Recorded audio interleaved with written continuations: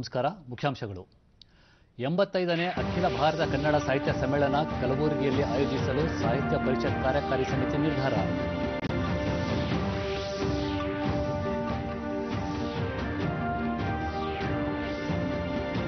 ಕೃಷ್ಣರಾಜಸಾಗರ ಜಲಾಶಯ ಉದ್ಯಾನವನ ಉನ್ನತೀಕರಣಕ್ಕೆ ಜಲಸಂಪನ್ಮೂಲ ಸಚಿವರ ನೇತೃತ್ವದಲ್ಲಿ ಸಲಹಾ ಸಮಿತಿ ರಚನೆ.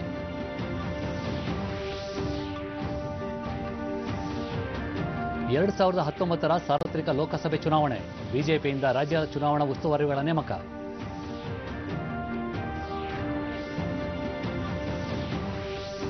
ಸಿಡ್ನಿ ಕ್ರಿಕೆಟ್ ಟೆಸ್ಟ್, ಭಾರತದ ದಿಟ್ಟ ಬೌಲಿಂಗ್ ಪ್ರದರ್ಶನ, ಕುಲ್ದೀಪ್ ಯಾದವ್ಗೆ 5 ವಿಕೆಟ್. ವಾರ್ತೆಗಳ ವಿವರ.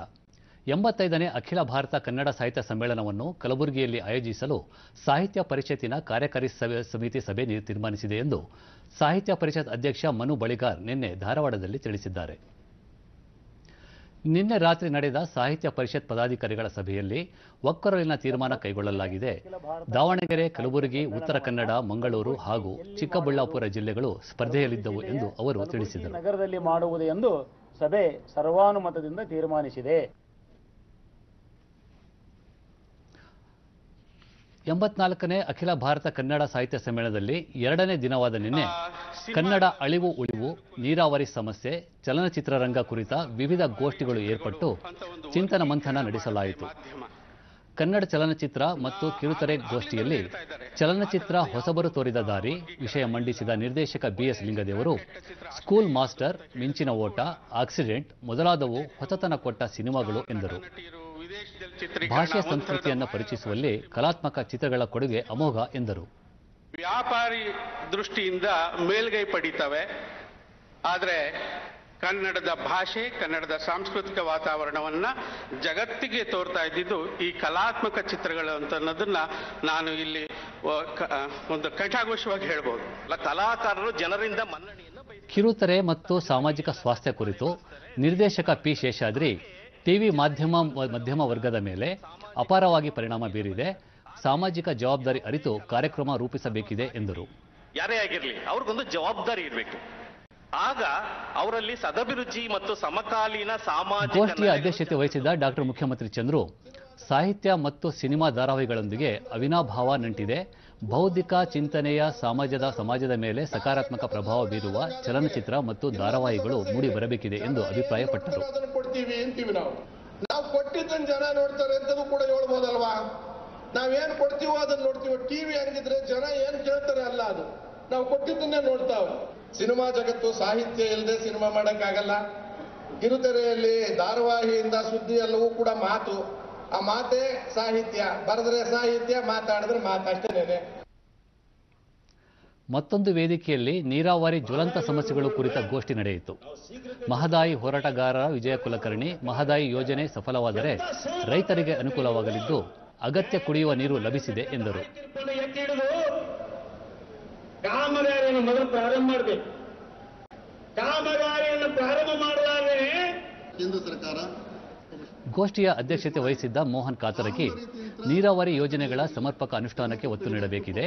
ಮಹದಾಯಿ ಸೇರಿದಂತೆ ಜಲ ವಿವಾದಗಳು ಶೀಘ್ರ ಬಗೆಹರಿಯಲಿ ಎಂದು ಆಶಿಸಿದರು. ಆದರೆ ಹಿಂದಕ್ಕೆ ಕೃಷ್ಣಾದಲ್ಲಿನೂ ಮಾಡಿಲ್ಲ, ಗೋದಾವರಿಯಲ್ಲಿ ಮಾಡಿಲ್ಲ.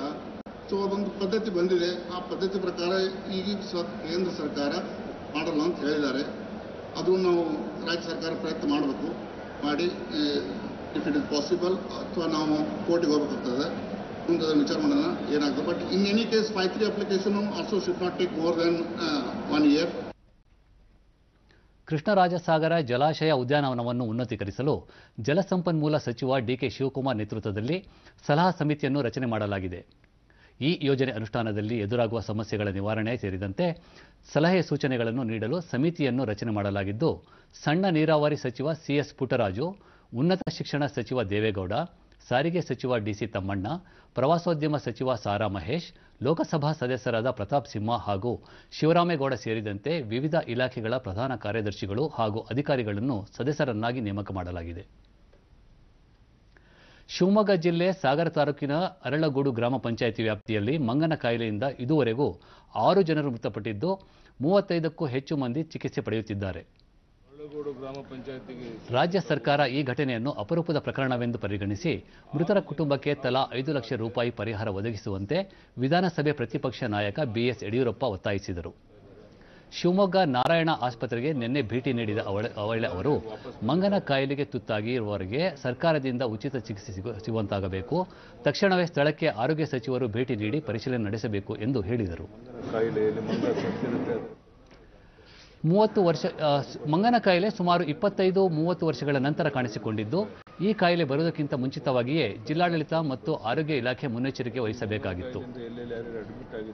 ಔಷಧೋಪಚಾರ ಖರ್ಚು ವೆಚ್ಚಗಳನ್ನು ಸರ್ಕಾರ ವಹಿಸಿಕೊಳ್ಳಬೇಕು ಅಂತ ಹೇಳಿ ಮುಖ್ಯಮಂತ್ರಿಗೆ ವಿನಂತಿ ಮಾಡ್ತಾರೆ. ಉತ್ತರ ಕನ್ನಡ ಜಿಲ್ಲೆಯ ಭಟ್ಕಳದಲ್ಲಿ ಮೆಟ್ರಿಕ್ ಪೂರ್ವ ಬಾಲಕಿಯರ ವಿದ್ಯಾರ್ಥಿ ನಿಲಯದ ನೂತನ ಕಟ್ಟಡವಾದ ಉದ್ಘಾಟನೆಯನ್ನು ಕಂದಾಯ ಹಾಗೂ ಜಿಲ್ಲಾ ಉಸ್ತುವಾರಿ ಸಚಿವ ಆರ್.ವಿ. ದೇಶಪಾಂಡೆ ನಿನ್ನೆ ನೆರವೇರಿಸಿದರು.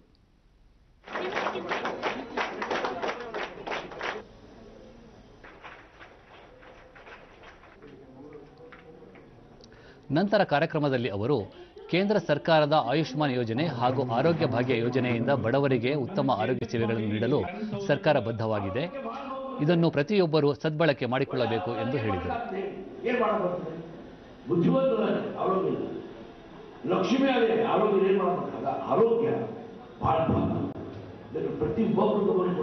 ಹಾಗಾಗಿ ಕೇಂದ್ರ ಸರ್ಕಾರದ ಸಹಕಾರದಿಂದ ಆಯುಷ್ಮಾನ್ ಕರ್ನಾಟಕ ಆರೋಗ್ಯ ಕಾರ್ಯಕ್ರಮದಲ್ಲಿ ಕೇಂದ್ರ ಸರ್ಕಾರದಿಂದ ಕೈ ಜೋಡಿಸಿ 5 ಲಕ್ಷ ರೂಪಾಯಿ ತನಕ ಬಿಪಿಎಲ್ ಕಾರ್ಡ್ ಹೊಡೆದ ಕುಟುಂಬಕ್ಕೆ 6 ತಿಂಗಳು ಕೊಡಲಿಕ್ಕೆ ಸಾಧ್ಯ. ಎಪಿಎಲ್ ಕಾರ್ಡ್ ಹೊಡೆದ್ರೆ 1 ಲಕ್ಷ ಕೊಡ್ತಾರೆ, 1 ಲಕ್ಷ. ಯಾಕಂದ್ರೆ ಪ್ರತಿಯೊಬ್ಬರಿಗೂ ಒಳ್ಳೆ ಆರೋಗ್ಯ ಇರಬೇಕು. ರಾಷ್ಟ್ರ ಸಂಪನ್ನ ಆಗಬೇಕಾದ್ರೆ, ನಾವು ಸಂಪನ್ನ ಆಗಬೇಕಾದ್ರೆ ಜನರಿಗೆ. ಬಳಿಕ ಡಿಡಿ ನ್ಯೂಸ್ನೊಂದಿಗೆ ಆರ್.ವಿ. ದೇಶಪಾಂಡೆ ಮಲ್ಪೆ ಕರಾವಳಿ ತೀರದಿಂದ ಕಣ್ಮರೆಯಾಗಿರುವ ಮೀನುಗಾರರ ಹುಡುಕಾಟದಲ್ಲಿ ಭಾರತೀಯ ನೌಕಾದಳ, ಕರಾವಳಿ ಕಾವಲು ಪಡೆ ಹಾಗೂ ಪೊಲೀಸರು ನಿರಂತರ ಪ್ರಯತ್ನ ನಡೆಸುತ್ತಿದ್ದಾರೆ. ಮಹಾರಾಷ್ಟ್ರದ ಪೊಲೀಸರು ಕೂಡ ಕಾರ್ಯಾಚರಣೆಯಲ್ಲಿ ತೊಡಗಿದ್ದಾರೆ ಎಂದರು. ಈಗಲ್ಲ ಗೊತ್ತಾದಾಗ ಮಹಾರಾಷ್ಟ್ರ ಪೊಲೀಸ್ ಮಾಡ್ತಾ ಇದ್ದಾರೆ, ಎಲ್ಲ ರೀತಿಯ ಯತ್ನ ಪ್ರಯತ್ನ ಇದ್ದಾರೆ. ಗೃಹ ಸಚಿವರು ಬಹುತೇಕ ಉಡುಪಿ ಬಗ್ಗೆ ಸಭೆ ಮಾಡ್ತಾ ಇದ್ದಾರೆ.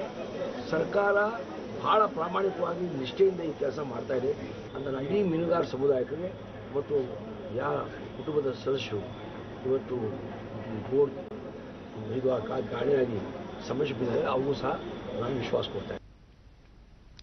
ಬಿಜೆಪಿ ಅಧ್ಯಕ್ಷ ಅಮಿತ್ ಶಾ ಮುಂಬರುವ ಲೋಕಸಭಾ ಚುನಾವಣೆ ಹಿನ್ನೆಲೆಯಲ್ಲಿ ಕರ್ನಾಟಕ, ತಮಿಳುನಾಡು ಸೇರಿದಂತೆ ಕೆಲ ರಾಜ್ಯಗಳಿಗೆ ಪಕ್ಷದ ಚುನಾವಣಾ ಉಸ್ತುವಾರಿಯನ್ನಾಗಿ ನೇಮಕ ಮಾಡಿದ್ದಾರೆ. ಕರ್ನಾಟಕಕ್ಕೆ ಮುರಳೀಧರ್ ರಾವ್ ಮತ್ತು ಕಿರಣ್ ಮಹೇಶ್ವರಿ ಅವರನ್ನು ನೇಮಿಸಲಾಗಿದೆ.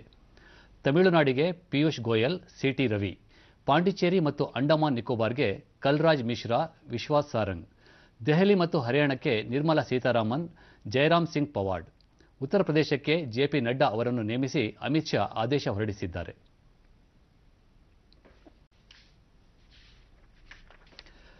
ದೆಹಲಿಯ ಪ್ರಗತಿ ಮೈದಾನದಲ್ಲಿ ನಿನ್ನೆಯಿಂದ ಆಯೋಜಿಸಲಾಗಿರುವ 27ನೇ ನವದೆಹಲಿ ವಿಶ್ವ ಪುಸ್ತಕ ಸಮ್ಮೇಳನದಲ್ಲಿ 600ಕ್ಕೂ ಹೆಚ್ಚು ಪ್ರಕಾಶಕರು 1350ಕ್ಕೂ ಹೆಚ್ಚು ಮಳಿಗೆಗಳನ್ನು ತೆರೆದಿದ್ದಾರೆ. ಮಹಾತ್ಮ ಗಾಂಧೀಜಿ ಅವರ 150ನೇ ಜನ್ಮ ವರ್ಷಾಚರಣೆ ಅಂಗವಾಗಿ ಅವರ ಕುರಿತ ವಿಶೇಷ ಪುಸ್ತಕ ಪ್ರದರ್ಶನವನ್ನು ಆಯೋಜಿಸಲಾಗಿದ್ದು, ಈ ತಿಂಗಳ 13ರವರೆಗೆ ನಡೆಯಲಿದೆ. ವಾರ್ತಾ ಮತ್ತು ಪ್ರಸಾರ ಸಚಿವಾಲಯದ ಪ್ರಕಾಶನ ವಿಭಾಗವು ಪ್ರಕಟಿಸಿರುವ ಪುಸ್ತಕಗಳ ಮಾರಾಟ ಹಾಗೂ ಪ್ರದರ್ಶನವನ್ನು ಏರ್ಪಡಿಸಿದೆ. ಸಚಿವಾಲಯದ ಕಾರ್ಯದರ್ಶಿ ಅಮಿತ್ ಖರೆ ಮಳಿಗೆಯನ್ನು ಉದ್ಘಾಟಿಸಿದರು. ಇದೇ ಸಂದರ್ಭದಲ್ಲಿ ಮಹಾತ್ಮ ಗಾಂಧಿ ವಿಚಾರಗಳ ಸಂಕಲನ, ಬಾಲ ಸಾಹಿತ್ಯ, ಬೌದ್ಧ ಧರ್ಮ ಕುರಿತ ಪುಸ್ತಕಗಳು ಸೇರಿದಂತೆ 7 ವಿವಿಧ ಶೀರ್ಷಿಕೆಗಳನ್ನು ಒಳಗೊಂಡ ಸಂಕಲನಗಳನ್ನು ಅಮಿತ್ ಖರೆ ಬಿಡುಗಡೆ ಮಾಡಿದರು. ಕಾಶ್ಮೀರ ಕಣಿವೆಯಲ್ಲಿ ಬಹುತೇಕ ಪ್ರದೇಶಗಳಲ್ಲಿ ಭಾರೀ ಹಿಮ ಸುರಿಯುತ್ತಿರುವುದರಿಂದ ಈ ಪ್ರಾಂತ್ಯ ದೇಶದ ಇತರ ಭಾಗಗಳೊಂದಿಗೆ ಸಂಪರ್ಕ ಕಳೆದುಕೊಂಡಿದ್ದು, ಜನಜೀವನ ಅಸ್ತವ್ಯಸ್ತಗೊಂಡಿದೆ. ಹಿಮ ಸುರಿಯುವಿಕೆ ಇಂದು ಬೆಳಗ್ಗೆವರೆಗೂ ಮುಂದುವರೆದಿದ್ದು, ಇದರಿಂದ ಹಾಲು ಬಿಳಿ ಹೊದಿಕೆಯಂತೆ ಹಿಮ ಕಣಿವೆಯನ್ನು ಆವರಿಸಿದೆ. ಕಾಶ್ಮೀರದ ಬಯಲು ಸೀಮೆಗಳಲ್ಲಿ ಇತ್ತೀಚಿನ ವರ್ಷಗಳಲ್ಲೇ ಇದು ಅತ್ಯಧಿಕ ಹಿಮ ಸುರಿಯುವಿಕೆ ಎನ್ನಲಾಗಿದೆ.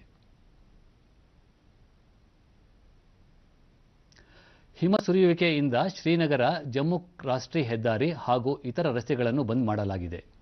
ಹಿಮದ ವಾತಾವರಣದಿಂದ ಶ್ರೀನಗರ ಅಂತಾರಾಷ್ಟ್ರೀಯ ವಿಮಾನ ನಿಲ್ದಾಣದಿಂದ ಹೊರಡುವ ವಿಮಾನ ಸಂಚಾರಕ್ಕೂ ಅಡ್ಡಿಯಾಗಿದೆ. ಅಲ್ಲದೆ ಹಿಮದಿಂದ ಸಾಮಾನ್ಯ ಜನಜೀವನಕ್ಕೂ ತೊಂದರೆಯಾಗಿದ್ದು, ವಾಹನ ಸಂಚಾರಕ್ಕೂ ತೀವ್ರ ಅಡ್ಡಿಯಾಗಿದೆ. ಕುರುಬರ ಸಾಂಸ್ಕೃತಿಕ ಪರಿಷತ್ ವತಿಯಿಂದ ಹಮ್ಮಿಕೊಂಡಿದ್ದ ಕುರುಬರ ಸಂಸ್ಕೃತಿ ದರ್ಶನ ಮಾಲಿಕೆಯಡಿ ಪ್ರಕಟಿಸಿರುವ 13 ಗ್ರಂಥಗಳನ್ನು ಮಾಜಿ ಮುಖ್ಯಮಂತ್ರಿ ಸಿದ್ದರಾಮಯ್ಯ ಬೆಂಗಳೂರಿನಲ್ಲಿ ನಿನ್ನೆ ಬಿಡುಗಡೆ ಮಾಡಿದರು. ಈ ಸಂದರ್ಭದಲ್ಲಿ ಸಚಿವ ಸಿಎಸ್ ಶಿವಳ್ಳಿ, ವಿಧಾನ ಪರಿಷತ್ ಸದಸ್ಯ ಎಚ್ಎಂ ರೇವಣ್ಣ, ಬೆಂಗಳೂರು ವಿಶ್ವವಿದ್ಯಾಲಯದ ಕುಲಸಚಿವ ಡಾಕ್ಟರ್ ಬಿಕೆ ರವಿ ಸೇರಿದಂತೆ ಮತ್ತಿತರರು ಉಪಸ್ಥಿತರಿದ್ದರು.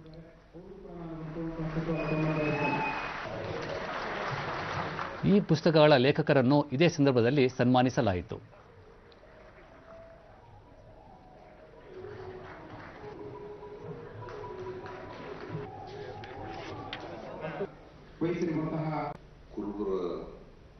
ನಂತರ ಸಿದ್ದರಾಮಯ್ಯ ಸಮಗ್ರ ಅಧ್ಯಯನ ಗ್ರಂಥದಿಂದ ಮುಂದಿನ ಪೀಳಿಗೆಗೆ ಮಾಹಿತಿ ಪಡೆದುಕೊಳ್ಳಲು ಸಹಕಾರಿಯಾಗಿದೆ. ಇನ್ನು 5 ಗ್ರಂಥಗಳನ್ನು ಸೇರ್ಪಡೆಯಾಗಲಿವೆ ಎಂದು ತಿಳಿಸಿದರು. ಅವರ ಜನಜೀವನದ ಬಗ್ಗೆ, ಅವರ ಧರ್ಮದ ಬಗ್ಗೆ, ಅವರ ಆರ್ಥಿಕ ಸಾಮಾಜಿಕ ಚಟುವಟಿಕೆಗಳ ಬಗ್ಗೆ, ರಾಜಕೀಯ ಚಟುವಟಿಕೆಗಳ ಬಗ್ಗೆ ಒಂದು ಸಮಗ್ರವಾದಂಥ ಅಧ್ಯಯನ ಗ್ರಂಥ ತರಬೇಕು ಅಂತ ಇದ್ದೀವಿ. ಎಲ್ಲ ಸಂಪುಟಗಳು ಕೂಡ ಬರೀ ಕುರುಬರು ಜನ ಅಷ್ಟಕ್ಕೆ ಅಲ್ಲ, ಕುರುಬರಿಗಷ್ಟೇ ಅಲ್ಲ, ಇತಿಹಾಸದಲ್ಲಿ ಆಸಕ್ತಿ ಇರ್ತಕ್ಕಂಥ ಎಲ್ಲರಿಗೂ ಸಿಗಬೇಕು ಅಂತಕ್ಕಂಥ ಉದ್ದೇಶದಿಂದ ಅದನ್ನು ಮಾಡಬೇಕಾಗ್ತದೆ. ಸಹಕಾರ ಸಚಿವ ಬಂಡೆಪ್ಪ ಕಾಶಂಪುರ್ ಕುರುಬ ಸಮುದಾಯಕ್ಕೆ ಹಲವಾರು ವರ್ಷಗಳ ಇತಿಹಾಸವಿದೆ ಎಂದರು. ಸುಮಾರು 13 ಪುಸ್ತಕಗಳು, ಅದರಲ್ಲಿ 10 ಬೇರೆ ಬೇರೆ ಬೇರೆ ಸಬ್ಜೆಕ್ಟ್ಗಳು ತಗೊಂಡು ಇವತ್ತು ಅದರದೇ ಆದಂತ ಒಂದು ದಾಖಲೆ ಮುಖಾಂತರ ಇವತ್ತು ಬಿಡುಗಡೆ ಆಗಿರಲ್ಲ. ಇವತ್ತು ನಿಜಕ್ಕೂ ಇದು ಬಹಳ ಒಂದು ಸಂತೋಷ. ಮತ್ತೆ ಎಲ್ಲರಿಗೂ ನಾನು ಅಭಿನಂದನೆ ಸಲ್ಲಿಸ್ತೇನೆ. ಹಿಸ್ಟ್ರಿ ಹೇಳಿದ್ರಲ್ಲ, ಸಾವಿರಾರಲ್ಲ, ಜಗತ್ತು ಯಾವತ್ತು ಹುಟ್ಟಿದೆ ಅವತ್ತೆಲ್ಲ ಹಿಸ್ಟ್ರಿ ಇದೆ ಸಮುದಾಯ ಕೆಲಸವನ್ನು ಮಾಡಿದ್ದಾರೆ. ಹಿರಿಯ ಸಾಹಿತಿ ಡಾಕ್ಟರ್ ಹಂಪನ ಲೇಖಕರು ತಮ್ಮ ನೈತಿಕ ಹೊಣೆಯನ್ನು ಅರಿತು ಪುಸ್ತಕಗಳಲ್ಲಿ ಹಲವಾರು ವಿಚಾರಗಳನ್ನು ಅಚ್ಚುಕಟ್ಟಾಗಿ ಪ್ರಸ್ತಾಪಿಸಿದ್ದಾರೆ ಎಂದು ಮೆಚ್ಚುಗೆ ವ್ಯಕ್ತಪಡಿಸಿದರು. ದಾರಿ ಏನು, ಯಾವ ಶತಮಾನದಲ್ಲಿ ಏನೇನು ಕರ್ನಾಟಕಕ್ಕೆ ಇವರು ಕೊಡುಗೆಯನ್ನು ಕೊಟ್ಟಿದ್ದಾರೆ ಅದನ್ನು ತಿಳಿಸುವ ಕೆಲಸಕ್ಕೆ ಬೇಕು ಅಂದರೆ ಇವರು ಸಿದ್ಧಪಡಿಸ್ತಾ ಇರ್ತಕ್ಕಂತಹ ನಮಗೆ ಈಗಾಗಲೇ ಒಂದು ಸಂಪುಟ ಇವತ್ತೇನು ಬಿಡುಗಡೆ ಇದೆ ಗ್ರಂಥಗಳ ಲೋಕಾರ್ಪಣೆ. ಇದು ಲೋಕಾರ್ಪಣೆ ಮಾತ್ರ ಅಲ್ಲ, ಒಂದು ಕುರುಬ ಲೋಕದ ಅರ್ಪಣೆ. ಇದು ಜಗತ್ತಿಗೆ ಇಂತಹ ಈ ಸಮಾಜ ಏನು ಮಾಡ್ಕೊಂಡು ಬಂದಿದೆ, ಏನು ಅವರು ಹೆಜ್ಜೆ ಗುರುತುಗಳೇನು, ದಾಖಲೆಗಳೇನು, ಕುರುಹುಗಳೇನು, ಇನ್ಫೋಸಿಸ್ನ ವಿಜ್ಞಾನ ಪ್ರತಿಷ್ಠಾನ ವತಿಯಿಂದ ವಿವಿಧ ಕ್ಷೇತ್ರಗಳಲ್ಲಿ ಸಾಧನೆ ಮಾಡಿದ ಸಾಧಕರಿಗೆ ಇನ್ಫೋಸಿಸ್ ಪ್ರಶಸ್ತಿನಲ್ಲಿ ನಿನ್ನೆ ಪ್ರದಾನ ಮಾಡಲಾಯಿತು. ಅಮರ್ತ್ಯ ಸೇನ್, ಪ್ರದೀಪ್ ಕೆ ಖೋಸ್ಲಾ, ಮೃಗಾಂಕರ್ ಸೂರ್ ಸೇರಿದಂತೆ ನಾನಾ ಸಾಧಕರಿಗೆ ಪ್ರಶಸ್ತಿ ನೀಡಿ ಗೌರವಿಸಲಾಯಿತು. ಐಐಎಸ್ಸಿಯ ನವಕಾಂತ ಭಟ್, ಜೆಎನ್ಯುನ ಡೀನ್ ಕವಿತಾ ಸಿಂಗ್, ಜೀವ ವಿಜ್ಞಾನ ಪ್ರೊಫೆಸರ್ ರೂಪಾ ಮಲಿಕ್ ಮತ್ತಿತರರು ಪ್ರಶಸ್ತಿಗೆ ಭಾಜನರಾಗಿದ್ದಾರೆ.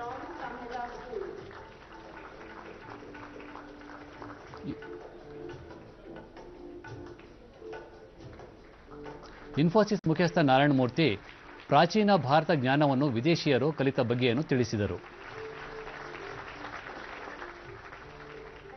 I invited her to have lunch with me, and the lunch was indeed much fun. She was utterly excited about the tricks she showed me. When I asked her where she learned it, she told me with much pride that she learned them in her mathematics class at Princeton, taught by a brilliant professor of Indian origin. Bharat ಹಾಗೂ Australia ನಡುವೆ ಸಿಡ್ನಿಯಲ್ಲಿ ನಡೆಯುತ್ತಿರುವ 4ನೇ test cricket ಪಂದ್ಯ 4ನೇ ದಿನವಾದ ಇಂದು ಮಳೆಯ ಕಾರಣ ತಡವಾಗಿ ಆರಂಭವಾಯಿತು.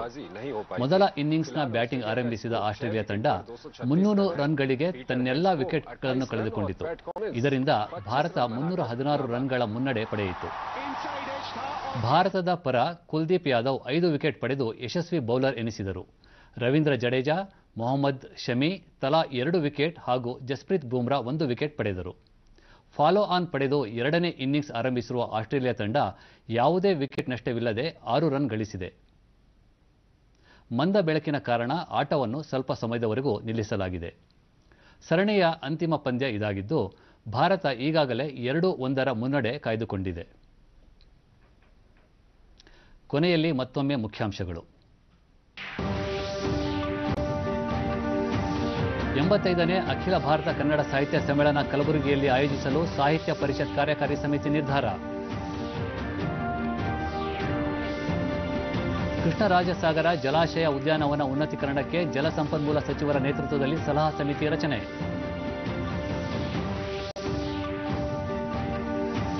2019ರ ಸಾರ್ವತ್ರಿಕ ಲೋಕಸಭಾ ಚುನಾವಣೆ, ಬಿಜೆಪಿಯಿಂದ ರಾಜ್ಯ ಚುನಾವಣಾ ಉಸ್ತುವಾರಿಗಳ ನೇಮಕ.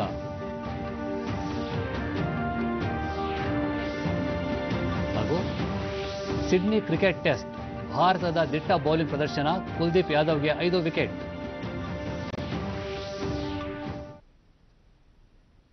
ನಮ್ಮ ಮುಂದಿನ ವಾರ್ತಾ ಪ್ರಸಾರ ಮಧ್ಯಾಹ್ನ 1 ಗಂಟೆಗೆ ಚಂದನದಲ್ಲಿ. ನಮಸ್ಕಾರ.